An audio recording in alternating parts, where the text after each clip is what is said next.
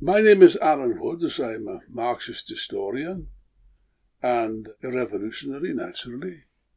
And I've come here today to dispel some common myths about the Second World War and hopefully to set the record straight. A spectre is haunting Europe. The spectre of communism. Communism is stronger, more determined than ever. Communism. The communists. The communists. The communists. Dedicated to the establishment of a new order. Just what is communism? Welcome to the Spectre of Communism. In a couple of weeks, it will mark 80 years since Victory in Europe Day, where Nazi Germany officially surrendered to the Allies in World War II. One of the most significant conflicts in world history, and certainly one of the most mythologized. And to talk about World War II, about the real history that you won't have been taught in school and won't have seen on the History Channel, we have with us Alan Woods, who is a Marxist theorist and historian. He's written many books about various revolutions, events in history and wars, and we're very excited to have him on the show. Alan, thanks so much. My pleasure. We're a bit obsessed with World War II here in Britain. I remember I was taught about it in school, and the way that it was taught to me, we're led to believe that Winston Churchill and the Americans more or less single-handedly led the free world to victory over Hitler and Nazi Germany. And how does this view of World War II compare with reality? Well, of course, that's completely false. In reality, it was Clint Eastwood and John Wayne and a couple of other people that won the war single-handedly. So we've been given to believe by decades of Hollywood films and, as you say, also in the schools, the textbooks, the history books. A whole mythology has been created, which bears no relation, if you look at the facts, and there are plenty of facts to look at, bears no relation whatsoever to the truth. Let me give you a case in point of the distortion which is taken, which is really quite astounding, you know. It's coming up to the anniversary of the liberation of Auschwitz. In fact, I think it's already taken place, hasn't it? Yes, it's already taken place. It's taken place. That's right. And at this, of course, all the Allied representatives were present, with one notable exception. No Russians were present at that, because none were invited. Now, this is a bit surprising if you bear in mind the fact, and it is a fact. The people who liberated Auschwitz were not the British or the Americans or the French or anything like that. It was precisely the Russian Red Army. And yet they're excluded. And in general, see, that's just one striking instance of a general phenomenon, actually, that the role of the Soviet Union in the war has been systematically excluded. And it's presented, as you correctly say, at least in Europe, of course, the war in Asia, in the Pacific is a bit different. Although even there Russia played a role, if the truth were to be told. But you see, the truth of the matter is that as far as the war in Europe is concerned, and we're here dealing with an anniversary of the victory in Europe, that victory was really carried out by the Soviet Union, by the Red Army. Nobody else. As a matter of fact, the truth of the matter is that the British and Americans, for the majority of the time, right up until the very last minute, up until the D-Day landings of 1944, which is very late in the day, were mere onlookers in this titanic struggle between great powers, which is the Soviet Union on the one hand, and Hitler's Germany with all of the resources of Europe behind it. And that's the fact of the matter. But to this very day, they will not admit this. Not if hell freezes over when they admit it. But it's a fact. Now, I mentioned that we're taught a certain view of World War II in school, and I took the liberty of looking up a GCSE textbook. So this is something which is taught to British school children, which talks about the conclusion of the war. It says that on the 8th of May, 1945, Winston Churchill stood on a Whitehall balcony and addressed the excited crowd below. Churchill had stood against Hitler and won. The day was his. Can we just take a bit of an aside to talk about the figure of Winston Churchill? Because he's one of the most celebrated figures, certainly for the British bourgeois and most official histories of World War II. But what kind of a character was Winston Churchill? Well, that's an interesting question. He certainly was a very complex character. But yes, there is in fact a whole mythology about Churchill which is quite unjustified. For example, that he was a great war leader. He was nothing of the sort. Winston Churchill has met on 2 occasions in his life where he played a prominent role in warfare involving Great Britain. That's the First World War. I think he was the head of the Admiralty. Yes. And in the Second World War, when he was the Prime Minister, on both occasions he made a complete mess of things. He was responsible for an appalling defeat in the Dardanelles, the Gallipoli adventure, which cost thousands of lives. And in fact, he was forced to resign as a result of that.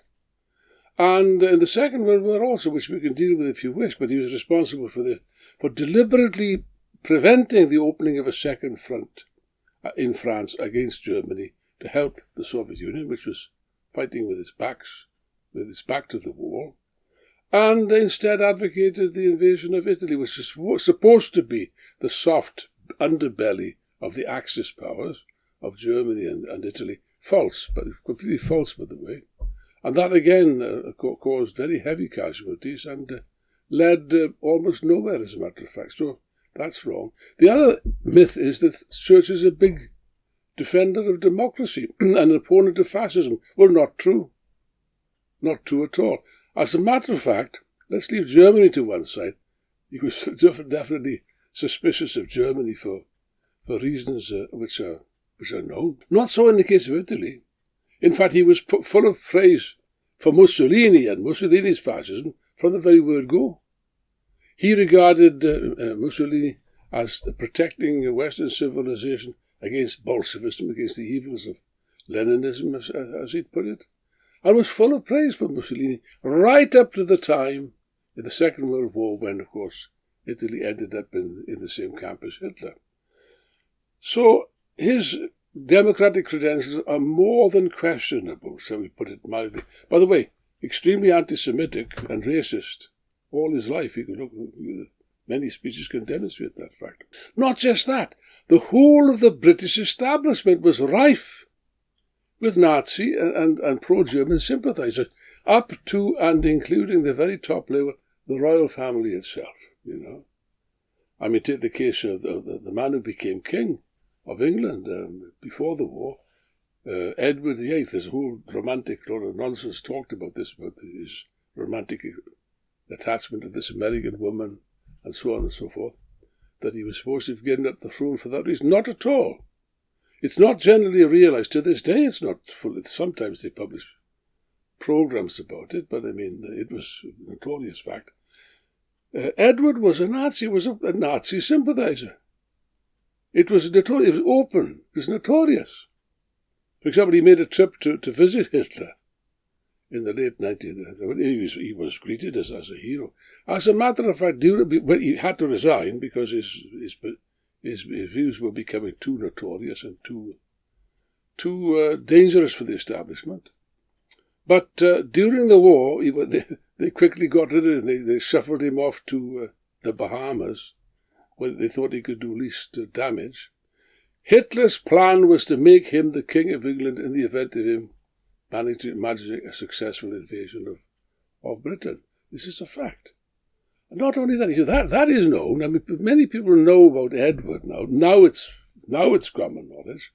What's not so well known, in fact, very little known, his brother, who became King George, Bertie, his brother Bertie, who became George, the father of the Queen Elizabeth, was himself a Nazi sympathiser. Best known these days for appearing in the King's Speech and bravely overcoming his stammer. Oh yes, he bravely overcame his stammer, but and he also overcame, by various means, managed to suppress all information, because there was plenty of written information about his documentary information about his links with the Nazis and with the German regime.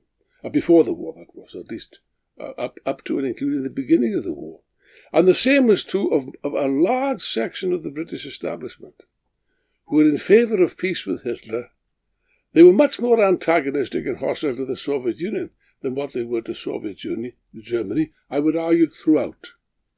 But we'll come back to that later on. World War II is usually depicted as this big clash between democracy and fascism and autocracy, and the causes for the war are poorly understood. What were the real causes of World War II? And related to that, how do we explain the rise of fascism in Europe as a mass force? Well, first of all, let us begin by saying what it was not. The Second World War was emphatically not a war for the defense of democracy against fascism. And the whole record of Western imperialism, of Britain in the first instance, also France, also the United States, all of them, was bitter hatred of the Russian Revolution and fear of the Russian Revolution, fear of the threat of communism, of Bolshevism, and so on and so forth. And many, if not most of these people, actually, including the big press, the big newspapers, the press barons and so on, looked with favour upon the rise of fascism, for example, in Italy, where Mussolini's coup d'etat, the takeover by the fascists, was regarded as a safeguard against revolution, because Italy at that time, 1919, 1920, 1921, was faced precisely with the communist revolution. There was a huge movement of the working class, occupation of the factories and so on. Now, Mussolini served with his stormtroopers and so on, put an end to that, introduced order. And that was widely applauded, particularly in Britain, by most of the establishment, as I've said, in the first instance, by Winston Churchill himself. Hitler is a similar case in point. Hitler was seen by most of the establishment as a bulwark against communism in Germany. Hitler took power, by the way, people forget that fact, at a time. See, it is often stated, it's claimed, it's insinuated, that Hitler came to power supported by the German people. That's a lie. As a matter of fact, right towards the end, Hitler got less votes than the communists and socialists together, if they'd have united, which they didn't do, which is the whole tragedy and the crime of both the Social Democrats and the Stalinists.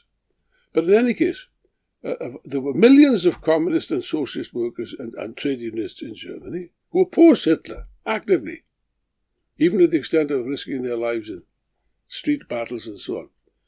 Hitler, in that sense, saved Germany from communism. And by the way, he was backed by German industrialists, including German Jewish financiers, actually, also, because they didn't believe that he was really serious about what he said about the Jews, which he was deadly serious, but they only found out that when it was too late. All of the ruling class supported Hitler. That's a fact of the matter. And throughout the 1930s, as a matter of fact, there was no attempt was made to stop Germany rearming, which they were not supposed to be allowed to rearm, according to the Treaty of Versailles. No attempt was made to stop Hitler from occupying the Rhineland, which was banned again. That, by the way, would have stopped Hitler. It's a fact. Hitler could have been stopped in his tracks at that time if the British and French would have stood firm against the occupation of the Rhineland. They did not. He was allowed to occupy the Rhineland.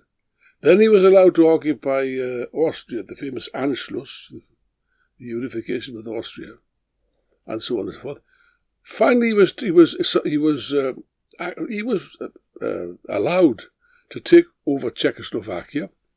The British government played an active role in that, and Neville Chamberlain, he comes back waving his bit of paper, I have in my hand a peace in my time. Well, no such thing. Chamberlain was fooling himself. And then finally Hitler turned towards Poland. Well, that was a step too far, because Poland happened to be an ally of France, which meant that France was drawn into the war, and therefore Britain also, of necessity, was drawn into the war. But initially, as a matter of fact, the truth of the matter is, they were quite prepared to see Hitler advance to the east. To the east. I mean, if Hitler very early on stated, in his book Mein Kampf, that his real intention, his real plan all along, which he did stick to, by the way, was the conquest of Russia and the enslavement and the overthrow of the Slav peoples, who he regarded as inferior races. Both the Poles and the Russians and the Ukrainians, the lot, they were going to be enslaved and part of the Reich. that was okay. They wanted that. They were, as a matter of fact, there was a series, again, it's not generally realised. When the danger from Germany became more and more apparent, and it was beginning to cause some alarm in London and in Paris, there were some negotiations between the British and the Russians in Moscow. They were shuttling back and forth. So these negotiations led precisely nowhere. Nothing was done, I insist and I repeat, nothing was done to stop Hitler advancing eastwards all the time. Czechoslovakia was okay. Poland was a step too far, but there we are. That's regrettable. But the whole thrust was towards the east, and that was okay. By the way, the Hitler-Stalin pact, which people make a fuss about, it was, of course, in a way, it was a monstrous thing for Stalin to do a deal with Hitler. However, it must be said, from the standpoint of the Soviet Union, that was a defensive action on his part. Having failed to reach an agreement with the British and French, which he did do, he sacrificed, for example, the Spanish Revolution was sabotaged by the Stalinists as part of a general attempt to appear respectable, not to be a threat to Western democracy and so on and so forth. They were quite prepared. Stalin was quite prepared to do a deal with the Western democracies. They were not prepared to do a deal with him. That's the point. Therefore, realizing the position, Stalin said, okay, you're going to not play ball with me, I'll play ball with Hitler. That's why he signed that agreement as a means of satisfying Hitler, which he then hoped, stupidly, would serve to avoid Hitler attacking the Soviet Union. Of course, in the last analysis, it did not. But you see, the Western democracies, they now blame Russia, this, that, and the other. They themselves were responsible for the rise of Hitler. They were responsible for the rearmament of Germany, and they were responsible for, in effect, for encouraging Hitler to turn east in the hope that he was going to attack the Soviet Union. That was the idea. By the way, even when he did attack the Soviet Union in 1941, don't you think that people in Britain, but ordinary people, workers, were outraged? But a section of the Tory party, a section of I think it was Lord Brabazon, I can't remember. I'm speaking from memory. He actually said words to the effect of, this is very good, because now they're at each other's throats. They will fight each other to exhaustion, and then we will step up and mop them both up. I think that a speech to that effect. That's right. It appeared in the Sunday Express, I believe. There you are. And I think he was sacked for that, even though it was a fairly common opinion amongst conservatives. Oh, it was. And in fact, with the exception of Churchill was in favour of fighting Germany, not because he was an anti-fascist, because he saw the threat which would be posed by Germany taking control of Europe, and a threat towards the British Empire. The British possessions in Africa and India in particular were being threatened, and therefore he had to act.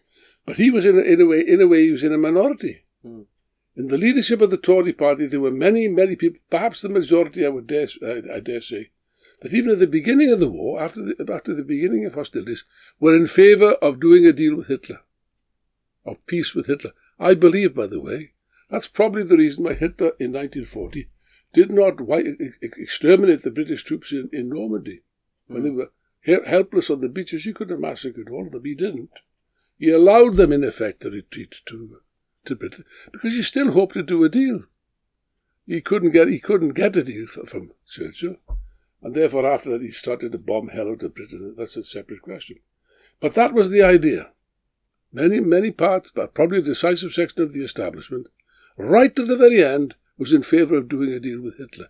It didn't work out, unfortunately for them.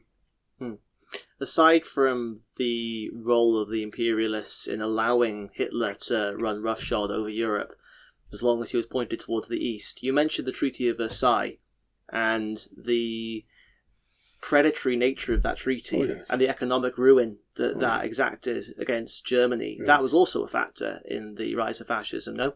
It was a huge factor, of course. At the end of the First World War, the savage treatment. And by the way, let's not forget, the First World War was finished by revolution. Yes. Not by diplomacy, not by any so-called democratic governments. No. It was the German working class that finished the First World War by a revolution in Germany beginning in November 1918, which actually continued one way or another right up until March 1921. That was what finished the First World War. But they took revenge on the German people by starving them, by introducing vicious reparations and so on, which the Germans couldn't pay. That's what produced then the catastrophe of 1923, where the German economy collapsed. Hyperinflation and so on. Yes, it was those conditions actually that favoured the rise of fascism in effect. That's a fair comment. So in the last analysis, World War II comes down to this enormous struggle between the USSR, with the planned economy behind it on one side, and Hitler's Germany on the other. So the Eastern Front was really decisive, despite all the emphasis that's put on, the war in France and the Battle of Britain and the Pacific Theatre in movies and histories of World War II here in the West. Can we deal with some of the key events of the Eastern Front, and why was it so decisive? Well, first of all, let's be clear about it. There were different elements in this. There were different causes for the Second World War. It wasn't initially a question of Germany versus the Soviet Union, apparently. The initial cause, which is not a new thing, it goes back for decades, generations, perhaps centuries, was the power struggle for who controls Europe. And Germany tried it on during the First World War. They failed. And they suffered very badly from that. They then attempted to take their revenge, in effect, by conquering Europe, by defeating France in the first instance. That was the first aim. And neutralising Britain, perhaps doing a deal with Britain to carve up the empire and so on. Didn't work. But it's interesting to note, they went through France like a hot knife through butter. Despite all the talk about the Maginot Line, which is supposed to be impregnable, the Germans pushed it to one side and they just swept through. They easily defeated the French, and the British Army suffered the greatest defeat in history in Dunkirk. Incidentally, if there's one thing, the British are very good at one thing. They're marvellous at turning what is obviously a defeat into what seems to be a victory. Mm-hmm. Dunkirk, it was the biggest, the most humiliating military defeat in British history. And they were defeated. Easily defeated by the Nazis, by the Germans. And the only reason I think that they were not completely wiped out is Hitler was still hoping to do a deal with Churchill, which failed to materialise. That's another matter. That's the Western Front. But the Western Front was quickly wrapped up, such that the only power that remained independent of Germany, in effect, was Britain. Some countries were supposed to be so-called neutral countries, like Switzerland and so on. Portugal, which wasn't neutral at all, in fact. But no. The only country that still, in a sense, was prepared to put up some kind of a struggle against Hitler was Britain. But what sort of a struggle could Britain put up, isolated on its own? They managed by the skin of their teeth to defeat the Luftwaffe in the Battle of Britain and managed to save themselves, to hang on. But basically the British were in a very hopeless position, as a matter of fact. Once that victory had been achieved, Hitler then turned his attention to what had been his intention all along, was to attack the Soviet Union. That was always the plan. By the way, many of his generals were against this. They told him. There's a long-standing idea, which is correct, by the way. Germany must not fight a war on two fronts. It must not fight Britain and France on the one hand, and the Soviet Union at the same time. Bad idea. But Hitler was convinced. I'll tell you why he was convinced. And that, again, was the fault of Stalin. Stalin, of course, carried out a monstrous, in effect, a political counter-revolution in Russia to turn what was a democratic worker state under Lenin and Trotsky into a monstrous totalitarian bureaucratic caricature of socialism, if you like. And as part of that, he purged the party, slaughtered hundreds of thousands of people, of old Bolsheviks, purged the party entirely, and also the army. 1937, 1938, he carried out a vicious purge in which he beheaded the Red Army, he liquidated the entire leading cadres. Brilliant generals, really brilliant, people like Tukhachevsky, who actually invented the idea of the lightning war, what became the German term is blitzkrieg, which the Germans used in France. They copied that from the Red Army. That's not generally realized, because in the late 1920s and so on, there was some secret agreements between Germany and Russia to allow them, the Germans, to have some kind of military training and so on. They learned this from Tukhachevsky.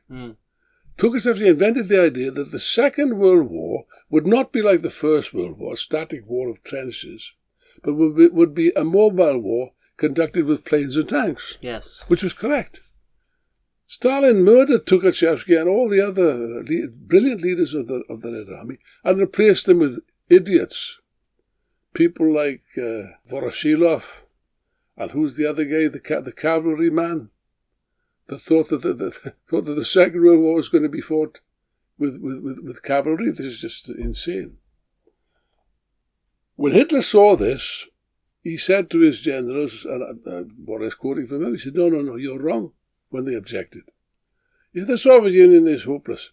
He said, look, they don't have good generals. Stalin has liquidated the generals, and the whole thing is just a shaky edifice. We said one good kick, and the whole rotten edifice would come tumbling down. And that appeared to be the case, initially. By the way, Stalin assisted Hitler in this so-called, another myth. There's so many myths around. The myth of Stalin, the great war leader, well, no such thing. Great war leader, what do you mean? Here's a man that nearly was responsible for destroying the Soviet Union, single-handedly. He signed this deal with Hitler, and he foolishly imagined that Hitler was going to honour this deal, was not going to attack the Soviet Union, because he signed this pact, which is the height of stupidity.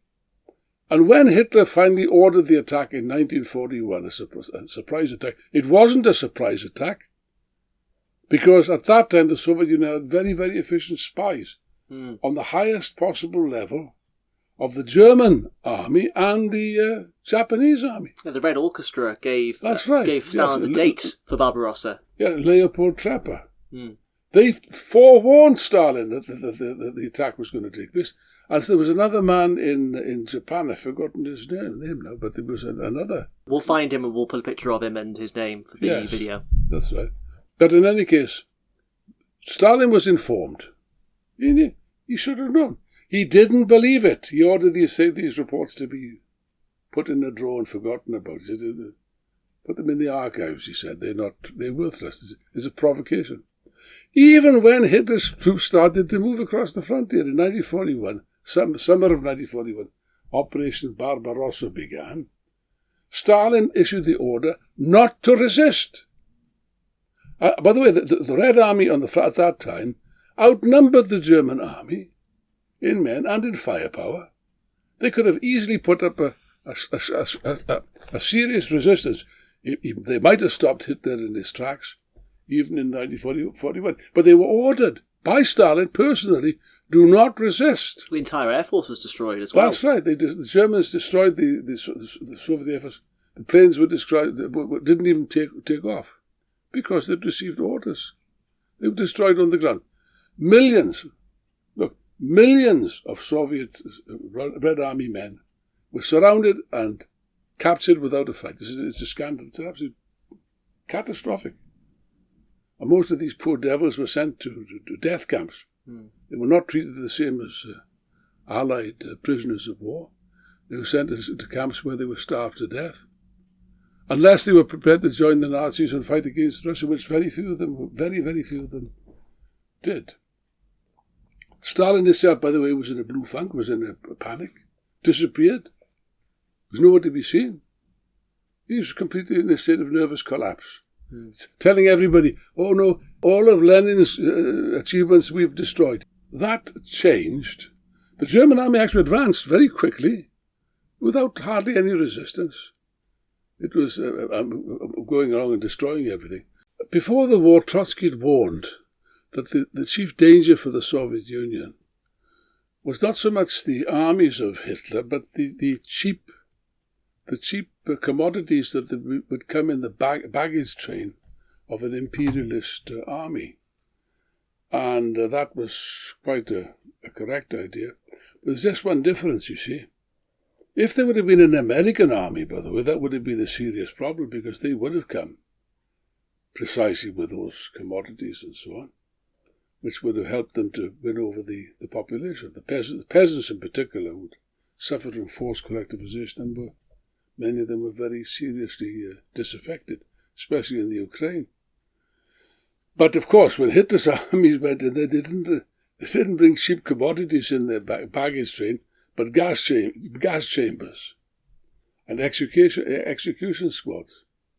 They came with this was a fascist, a Nazi army, a racist army, fired up with the idea of racial superiority, that all Slavs were inferior people, or only fit to be exterminated, driven out, or enslaved, which is what they proceeded to do. Now, once that became clear to the population, of course, even the peasants and everyone else realized what was happening. They fought like tigers.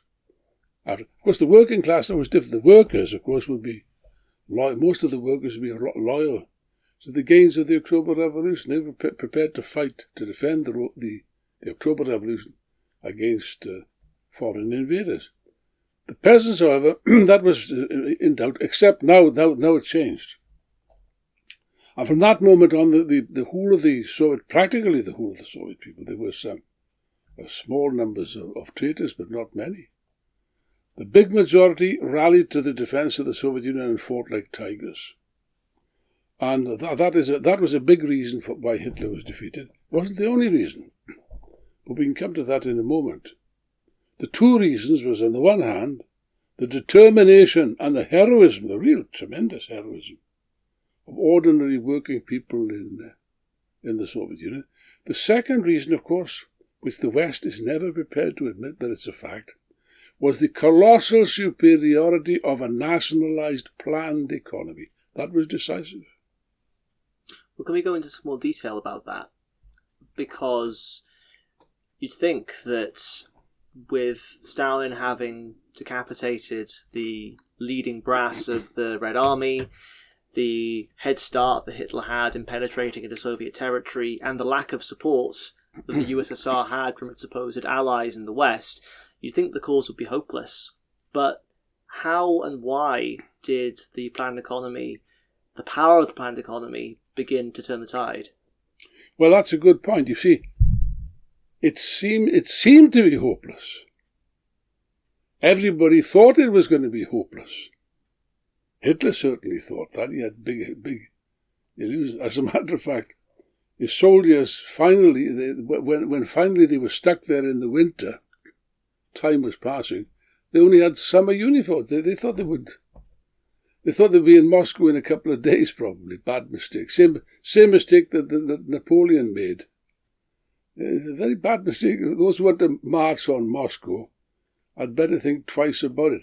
They just found out that again in this Ukrainian war. They're not advisable to march on Moscow under any circumstances.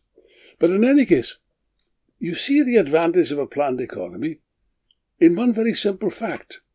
You see, most of the industry of the Soviet Union, most of the productive industry, was in the West. Precisely those provinces that were being very quickly overrun by the Germans. So what they did was they dismantled. It was an incredible feat. I think unprecedented in history. They dismantled all the factories, the mines, the factories, the equipment, and so on, were put onto trains and shipped east of the Urals, where they couldn't be reached by the German bombers, and rebuilt. And within 18 months, the Soviet Union was outproducing Germany in tanks and guns and shells and artillery and planes. Astonishing feat, which is never mentioned. By the way, you can see, if ever there was a clear case and proof of the superiority of a nationalized planned economy, even one run bureaucratically like the Soviet Union, there were many problems arising from that, but didn't take away the fundamental superiority of a nationalized economy. The proof of the superiority is in this. Theoretically, take Britain's case. Compare that to Britain. In 1940, Britain was on its knees. They were really, they'd been defeated, the army been forced to get out of France, managed to escape by the skin of its teeth. The whole country was in a state of shock, of panic, people were terrified. I spoke to people who were around at the time. They said people had never seen anything like it. The panic was something tremendous. So, what do you do in a situation like that? Expand production, of course. Yeah? And how do you do that? Well, according to the economic textbooks, which you read in the West, you allow free scope to the market. The market solves everything. Leave it. The state mustn't intervene. The state is no good. The market must intervene. The market will solve everything. Leave everything to the private enterprise, and free spirit and the market will solve everything. Is that what they did? Is that what Churchill and the Conservatives did? Oh no, they didn't do that at all. What they did was they centralised the economy. They nationalised industries which were key for the war industry. They took control of things like steel and coal and so on. Right? They introduced control of the movement of labour. You weren't allowed to move your jobs anymore. You had the direction of labour, as they put it. Okay.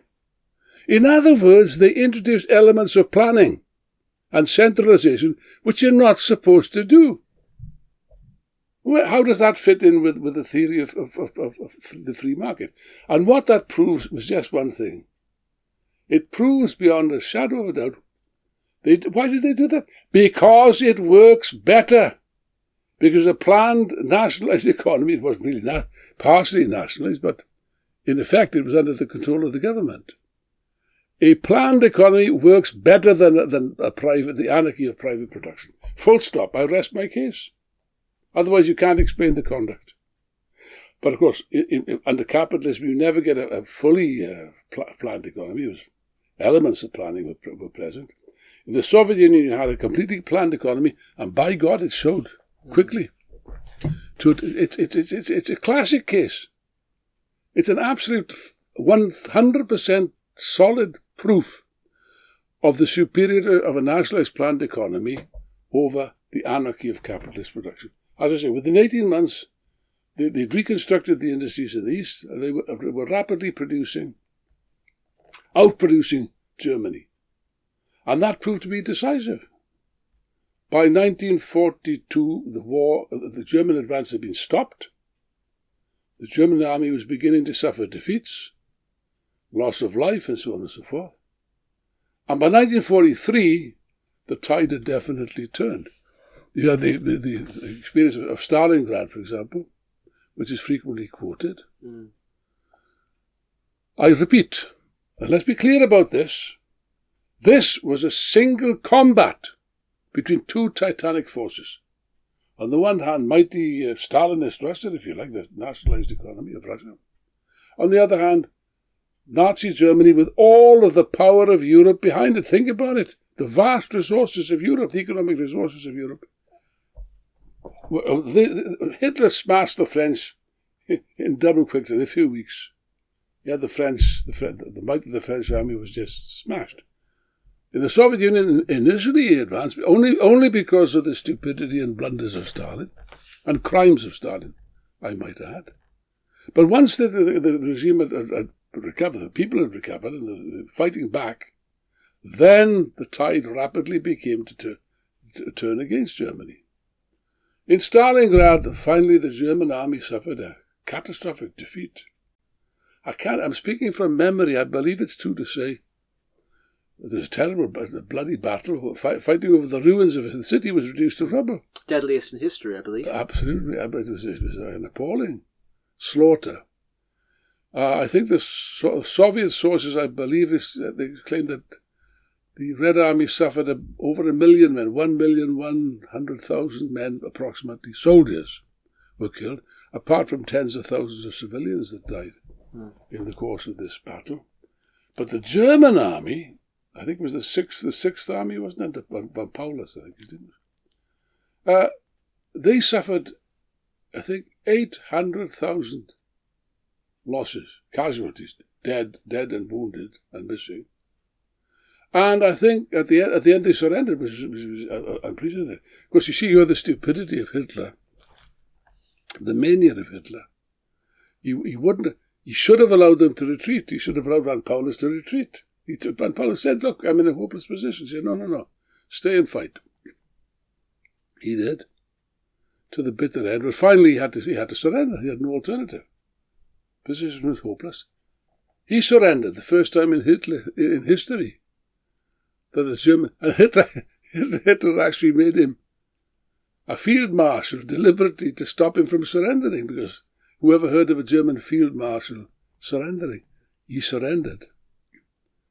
And I think it was 91,000, German soldiers were taken prisoner.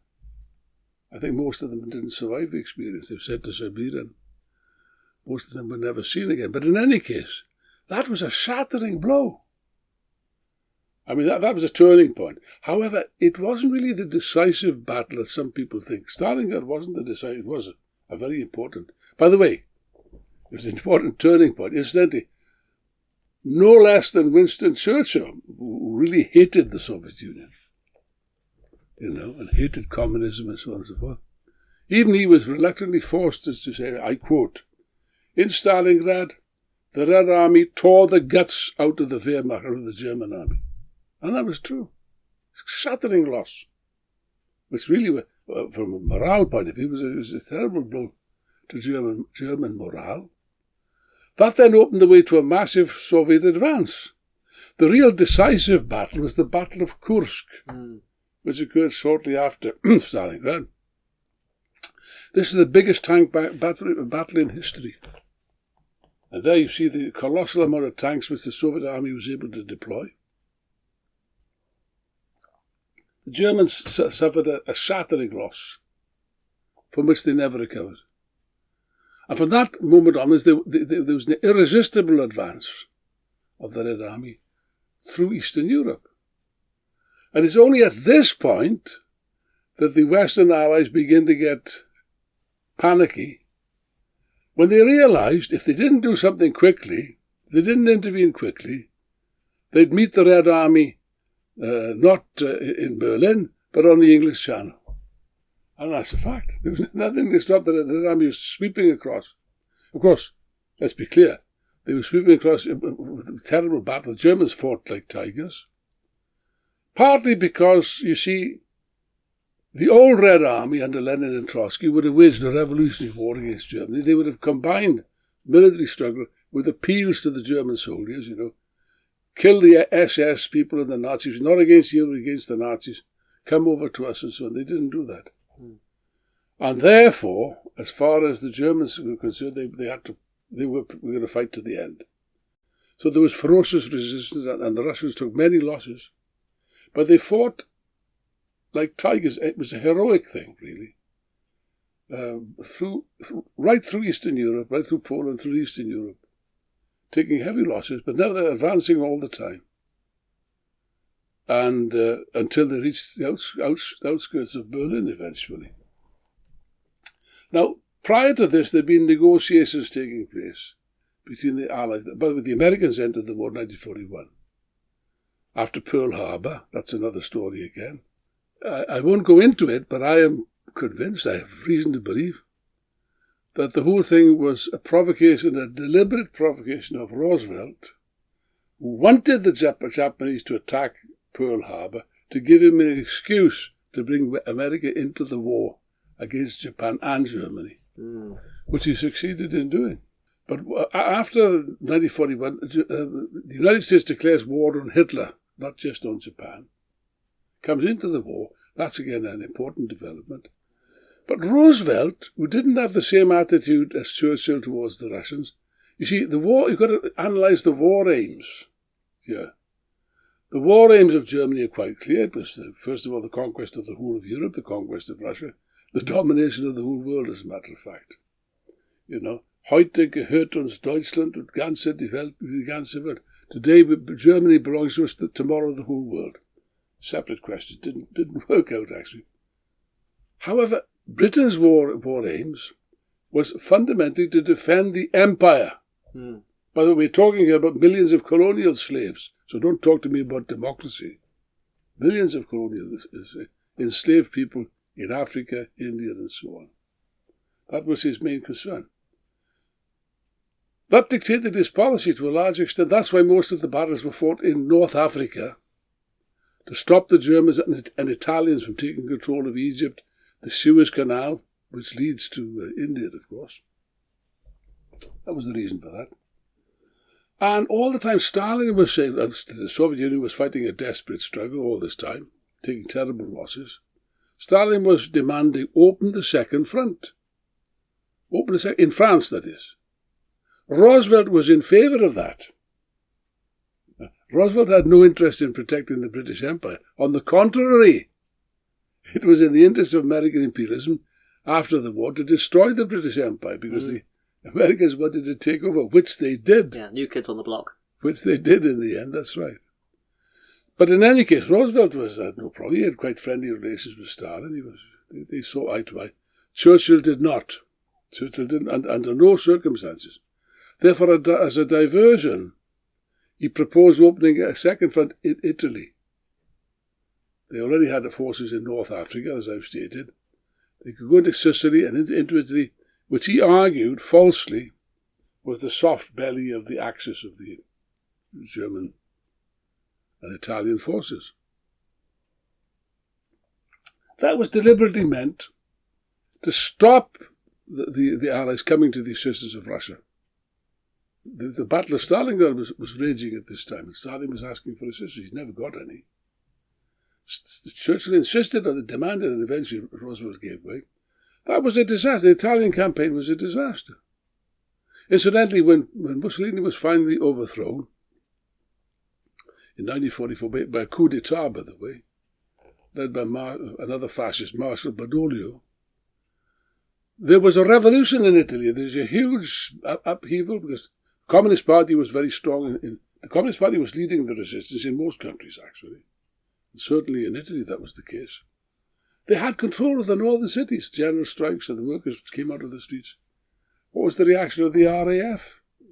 They bombed hell out of all the northern cities. That's not an act. That was a little warning, you know. Behave yourselves because we're going to take over. Anyway, they struggled up through Italy. They made a hell of a mess of it, by the way. They could have taken Rome very easily. They failed to do so. But then the Germans put up a ferocious resistance in Monte Cassino. And the whole thing was a bit of a farce. There was heavy losses, not much success. And therefore the second front was deliberately delayed and delayed and delayed. Up until 1944, when finally Roosevelt and Churchill looked around, they saw that the Red Army was galloping through, was rapidly advancing in Eastern Europe, but they thought, well, we've got to do something. Churchill suddenly, reluctantly changed his tune. They finally opened up the D-Day landings in 1944. They then started an advance, and a big fuss was made out of this. Well, no doubt it did have some effect. But compared to the Titanic battles in the East, it was a sideshow, really. That's the truth of the matter. Finally, Berlin was taken by the Soviet army, unaided. It was taken after a terrific battle. Hitler committed suicide, as you know. And that changed everything. And then you had an entirely new situation opening up now.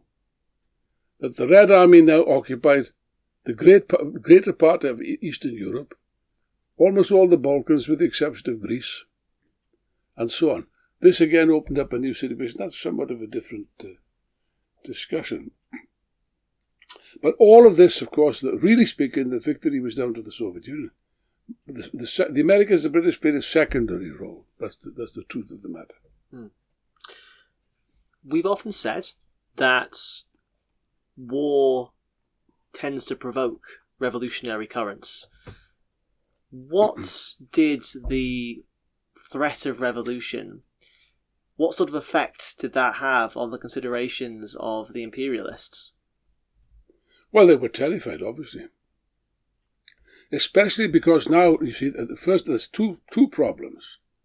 First of all, the Soviet Union represented communism. That was a threat. And they'd occupied almost the whole of Eastern Europe and half a great chunk of Germany also.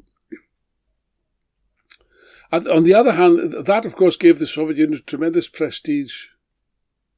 I mean, even among ordinary people. in Britain and America and so on. By the way, the idea that they were able to take on the Russians were going to be exhausted and they would take them on, that's shown to be false. There are similar ideas are floating around now, which again are equally false, even more so. But there was a mood of tremendous, of warm and friendly attitude towards the Soviet Union. In Britain, in America, in France and so on. And in the occupied countries of Eastern Europe, it was the communist parties that led the resistance. In France, in Italy, in Greece, everywhere. Mm. And this posed a serious threat. A serious threat. Like I've already mentioned Italy. Mm. In France, there was Paris, for example, was liberated by an uprising of the resistance led by the communists. Mm-hmm. Charles de Gaulle went in later, but that was just a sideshow. That was just a pantomime. In Greece, that was a particular case. And by the way, you see the cynicism of Stalin. I think it was at Yalta, or was it at Yalta? Perhaps not. One of the meetings he had a discussion with Churchill. Churchill mentions this in his memoirs. And in the course of this discussion, Churchill passed a note to Stalin with a map, a hand-drawn map of the Balkans. Hmm. And it was like sort of Yugoslavia 50-50, Romania 75-25, Bulgaria 75-25. You have that bit, we have that bit. Greece 90-10 and so on. You take this and I take that. He passed it to Stalin. Stalin, of course, couldn't speak English and Churchill couldn't speak Russian. Stalin looked at the map and he ticked it. He passed it back to Churchill. Churchill was even the cynic, the hardened cynic like Churchill was flabbergasted at the cynicism. Hmm. And he said, well, what should I do with this? Do you want, shall we destroy this? He said, no, you keep it. Put it on the wall. Yeah, do what you like with it, you know. Now, in effect, that was a betrayal of the Greeks in particular, the Greek Revolution in particular. Mm. Churchill wanted control of Greece. Why? Look at the map.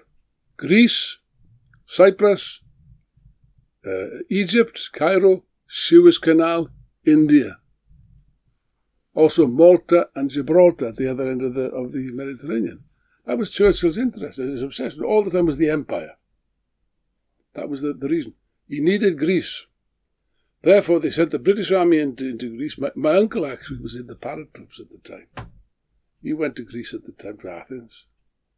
As a matter of fact, in the 1980s, when I was doing political work in Greece for our tendency, he said, "You going to Athens?" I said, "Yeah." "Well, see, I got friends in Athens." "Have you?" I said, "Yeah, in the cemetery." Good friends of mine. Deary me. Good friends of mine. And he said, "I never understood this. We got there, and they were greeting us with bunches of flowers and fruit and embracing us and so on and so forth. And then the next minute, they were shooting at us. What am I supposed to do? I had to shoot back. My grandfather, who was a member of the Communist Party, by the way, was sending him letters denouncing him. "You're not my son.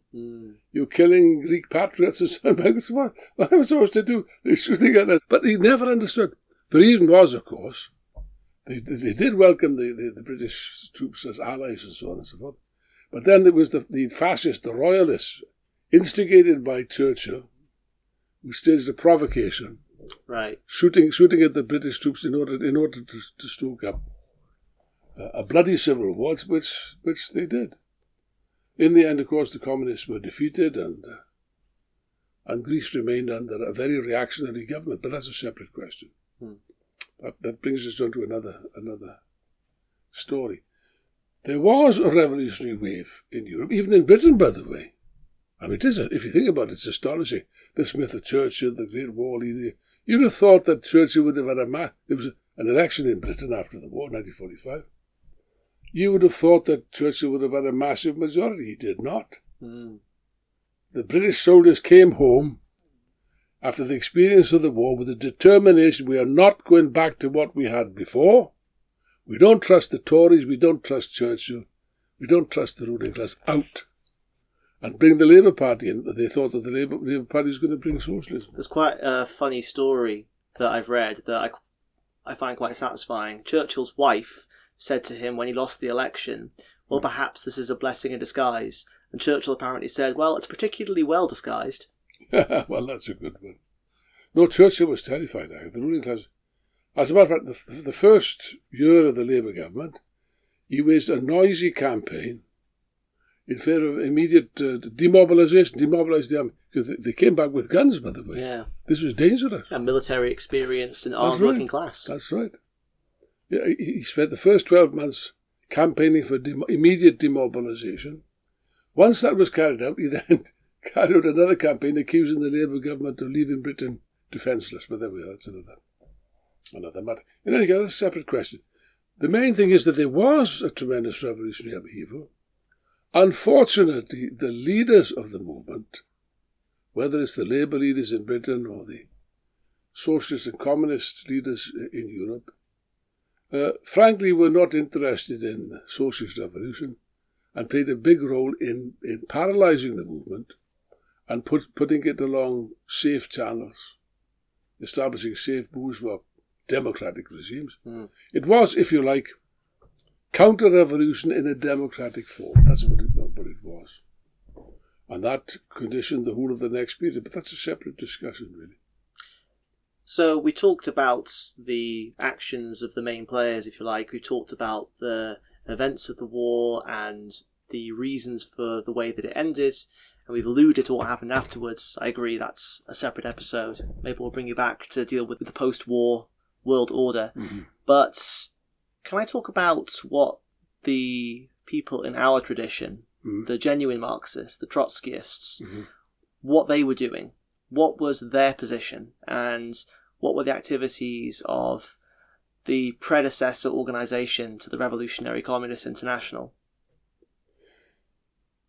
Well, that's an interesting question. You see, Trotsky was a genius, was a really important, major Marxist theoretician. He had a Marxist method.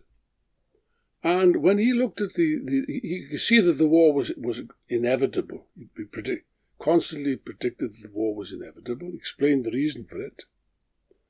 But he also explained that there were important differences with the First World War, partly because of the particularly vicious regime of the Nazi regime in Germany. And therefore there would be a natural idea on the part of British and American workers. We must defend democratic rights. We must combat fascism and so on. Yeah, quite understandable. Absolutely understandable and absolutely correct from a class point of view. However, that wasn't the position of the ruling class. That was sheer cynicism on their part. So what Trotsky worked out was what he called the military revolutionary policy, which was a new idea. Well, actually, it wasn't so new. In reality, if you analyse it, it's similar to what Lenin put forward in the First World War, but that's a separate discussion. But in any case, in Europe, of course, that wasn't really applicable because they were occupied by the Germans. So, I mean, they couldn't really pursue much of a policy other than to support the resistance, which they did. But they're the only country that really pursued Trotsky's policy consistently. I think they tried it in the States, but in many so-called Trotskyists opposed it. They said he was betraying Lenin's revolutionary defeatism, which shows an abysmal ignorance of Lenin's ideas to start with. But in any case, the British, our organisation, which was called the Workers' International League, which later became the Revolutionary Communist Party, by the way, they adopted Trotsky's policy, which was this: not pacifism, not down with the war, nothing like that. They said to the British, look, you say Hitler is our enemy. We agree Hitler is our enemy. We must fight Hitler. We must fight fascism. Yes, we must do that. But we must fight it with our own methods, and for our own purposes. And have no trust whatever in the ruling class. Because look at their record. They published Churchill's speeches and so on and so forth pre-war to show that they were not really in defence of democracy or against fascism if it comes to that. So the fundamental idea was, above all, maintain class independence. For example, we maintained the right to strike throughout the war, which was generally opposed by the trade union leaders and the labour leaders. We actually led a strike, an important strike with the apprentices in Tyneside, which was quite effective. That was denounced by the Stalinists also, by the way. The Stalinists played a vicious role after 1941. Before 1941, this position of the Communist Party of Britain, really speaking, was peace on Hitler's terms. For peace, for peace. After the Hitler-Stalin Pact. After 1940, the moment the invasion took place, they changed their tune. For example, they had a conference, I think it was in 1941, in the summer of 1941, a conference of shop stewards and trade unionists to foment strikes, irresponsible strikes actually, to sabotage the war effort, because it was an imperialist war, they said, so it was. But in the middle of the meeting, the news came that Hitler had invaded the Soviet Union. The line changed, and the conference was changed into a conference how to increase productivity in the factories. And from that moment, the Communist Party opposed strikes and associated itself with the labour leaders who sit in the same government as the Tories. There was a coalition, a wartime coalition. There were no elections during the war because you had electoral truce. Our communists maintained class independence, maintained the right to strike. And by the way, the communists denounced us, our communists, as fascists. They published a pamphlet called Hitler's Agents Exposed, who was being distributed. Now, the communists didn't have that much money to answer this. They couldn't have answered the whole, it's just a pack of lies that you'd need a book. So what they did, because the British workers got a sense of humour, they published a little pamphlet, okay, with big letters, £5 reward. That was a lot of money in those days. Yeah. £5 reward. So for workers, look at this. For anyone that can find one sentence in this whole document which doesn't contain at least 2 gross lies. And of course, the workers were coming out to the Communist Party members, hey, why didn't you claim the reward, and so on. Yeah. To this day, I believe unclaimed, that particular reward. To this day, it's unclaimed. That's a separate question. So there was that. And the other thing was, we're not pacifists. Our communists were not conscientious objectors. They didn't refuse to join the army. On the contrary, they joined the army because our class was in the army. They joined the army. And they served the army royally as good soldiers. You see, if you're a worker, you've got to be the best worker. Of course. Workers have got no time for sloppy or lazy workers. If you're a student, you should be the best student. And if you're a soldier, you should be the best soldier. But at the same time, carry on constant revolutionary propaganda among the troops.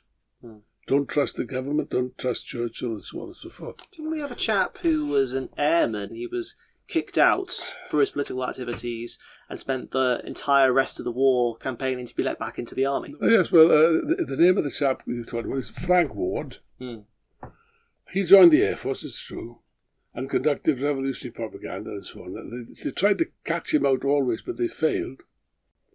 Finally, in desperation, they gave him an honourable discharge. And he spent the rest of the war fighting to get back in to the army. They wouldn't let him in. But as he said to me, at the time, I could have won over my whole squadron, because they were all interested in our ideas. That was one case. It's an interesting, but that's the difference with the First World War. Because it was supposed to be a war for democracy, it wasn't really, but they were supposed to be, they had to maintain certain democratic rights, civil rights in the army and so on. Part of that was in North Africa, I think, the 8th Army. They had what was known as the Forces Parliament. It wasn't a parliament, it was a pseudo-parliament, a talking shop. Supposedly to give people practice in political democracy. And you had people who stood as so-called Labour candidates and Tory candidates and so on.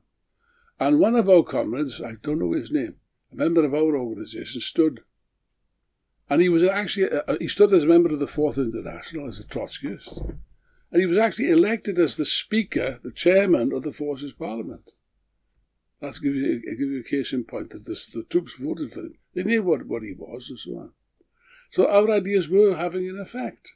In fact, when you had this strike taking place in Britain, the apprentice strike, the Stalins denounced it as treachery and so on. And the 8th Army in North Africa actually sent a letter saying, it's the right to strike that we're fighting for. That was an answer to them. So this was the reality of the proletarian revolutionary policy, which the RCP and the will conducted in a classical way and had considerable results as a result of that, you know. But many of the so-called Trotskyists, for example, there was an organization prior to this called the RSL, which had a hopeless position. It was so-called revolutionary defeatism, which amounted to a kind of crude pacifism and anti-war and so on. I won't go into that. It's not hardly worth discussing. It really, by the way, this was the acid test, really. The acceptance or not of Trotsky's policy on the war was the acid test of who's a genuine Trotskyist and who is not. From that point of view, I think the RCP, certainly the will, came out as the standard bearers of genuine Trotskyism. Oh yes, on this and every other question. Well, I've got one last question. Before I ask it, I've got something that I want to bring to our viewers and listeners' attention. If you're watching the video version, I'm holding it up now. This is issue 49 of the In Defense of Marxism magazine, 1945, Liberation, Revolution and Betrayal. It's all about World War II and goes into some more detail about a number of the events we touched on. It talks about Italy, it talks about France. It contains an editorial by Alan, which gives our general perspective on the real character of the war and talks about some of the modern events around VE Day, for example, and it has an article about Italian neorealism. One of my favourite films is Bicycle Thieves, so I really enjoyed that one. It's available to order right now. I'll put a link in the description. I recommend that you give it a read, and in particular Alan's editorial, because it gives a bit more detail to supplement this discussion. And the last thing I wanted to ask you, Alan, is why and how does the ruling class today in the West exploit the legacy of World War II, and why is it important from our point of view, from the point of view of the Marxists and the Communists, to tell the real story? Well, it's incredible, actually, the depths of cynicism and also ignorance of the ruling class, particularly in Britain. These guys really are living in the past. You know, they think that Britain is still the empire upon which the sun never sets and so on, whereas in reality, Britain nowadays is reduced to a tiny little island off the coast of Europe, in mid-Atlantic, in the process of sinking under the waves, I think. And yet they continue to blather on about Churchill in particular. Oh, they all want to imitate Churchill. Boris Johnson wanted to imitate Churchill. Starmer wants to imitate Churchill, and so on. Well, I've already said I don't particularly think that Churchill is a particularly admirable figure anyway, but leave that to one side. Let's take the present position. We're at war now. In effect, Britain is at war at this very moment that we're speaking. They haven't admitted it. It's an astonishing thing, by the way. In reality, Britain, America, NATO countries are at war with Russia. How else can you describe the present situation? And they're losing. Oh, yes, they have lost. Not that they are losing, but they are at war. And yet, I can never remember that this was ever discussed or voted on in Parliament. Can you? I can. Theoretically, we're not. In reality, we are. And yet they consist. They are. They seriously thought, in 2022, where by the way, it was Biden and the Americans that provoked this war. It's an unnecessary war between Ukraine and Russia, in which the people of Ukraine are being cynically used as pawns in a great power struggle. The Ukrainians do all the fighting and dying. But of course, it's the Americans and NATO and Britain also that provides the funds, the arms, the technology, and more than that, they actively participate, the sanctions and so on. And they really believed that they were going to defeat Russia. I've absolutely no doubt about it. I've already said earlier on, the biggest mistake you can make in life is to try to march on Moscow. Don't try it. And they failed dismally. They've underestimated Russia now, just the same as they underestimated the Soviet Union in 1941. They grossly underestimated Russia. By the way, Russia is no longer a nationalized planned economy as it used to be, although it still retains some elements of that. It has some advantages as a result of this. But Russia is now a powerful, modern, industrial nation with a very powerful army, armed with the most modern and sophisticated weapons, more than a match for any of the stuff which they've sent to the Ukraine, all the so-called game changers. And Ukraine has lost. The war is lost. For goodness sake. The war is absolutely, no two ways about it. All serious people, all serious military experts can see that. It's evident. And nothing can change this. There's nothing they can do now. What else can they do? More than what they've already done. Sanctions, they've already introduced sanctions, has no effect. Very little effect. Send more weapons, they've sent. How many weapons have they sent? Money, how many billions have they sent to the Ukraine? What difference did it make? What difference did it make then? What difference is it going to make now? None whatsoever. And yet people like Starmer, the man is a complete disgrace, by the way. A complete disgrace. To call himself a Labour leader, that is a scandal, to be honest with you. Look, there's no money for the old age pensioners. There's no money for the NHS. There's no money for the disabled. There's not even any money for the steelworkers in Port Talbot and so on who've lost their jobs. But when it comes to Ukraine, no. There's infinite amounts. Why is there infinite? They just said what? 350 million, is it? I mean, what on earth is this coming from? And the damnable thing is this. Knowing that Ukraine has lost the war and is suffering terrible casualties, to continue to push the Ukrainians down this path to absolute ruin is a crime. It's an absolute crime. What lessons have they learned? None at all. I'll tell you what. The policies being pursued, particularly by Zelensky and his clique in Kiev, and Starmer and the others, do you know what it reminds me of? I'm not saying that these people are like Hitler as such, but certainly it reminds me of the policies of the German ruling class at the end of the war. Germany, by 1944, they'd lost the war. Even in 1943, they'd lost the war. They could see the Red Army was advancing non-stop and so on. And yet they continued and continued and continued. Oh, we got this force, we got that force, we got... Hitler from the bunker was moving imaginary armies, fighting imaginary battles and winning imaginary victories. And all the time the Russians were advancing further, and Germany was being systematically destroyed.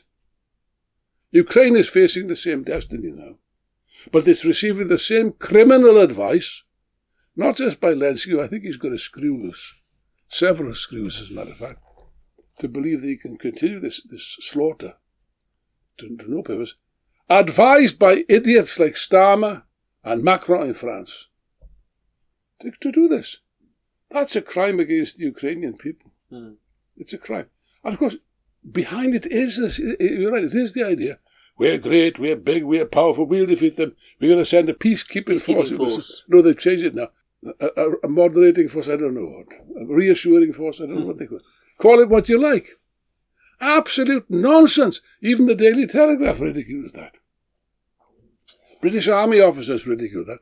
The British Army now is not in a position to send more than 10,000 troops, at most, to Ukraine. The Russian army is getting on for 1 million. I mean, for goodness sake, what sort of dream world do these people live in? I don't know. I can't fathom.